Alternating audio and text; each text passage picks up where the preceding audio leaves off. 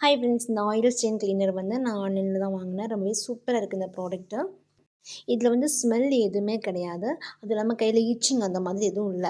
நம்ம நார்மலா கடையில வாங்குறோம் அப்படின்னா, அதில ஸ்மெல்லு ஓவரா இருக்கும். நமக்கு அது ஒரு மாதிரி இருக்கும். அந்த த்ரோட்லலாம் அந்த ஸ்மெல் பட்டுட்டு ஒரு ஒமட்டலாவே இருக்கும் இல்லையா?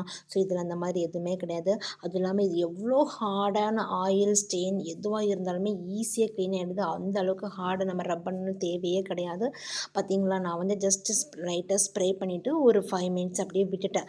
அதுவாவே ஆட்டோமேட்டிக்கா எல்லாம் க்ளீன் ஆயிடுச்சு. ஜஸ்ட் நான் அதுக்கு மேல லைட்டா இந்த மாரி ரப் பண்ணிட்டு, வாஷ் பண்ணி எடுத்துட்டேன்.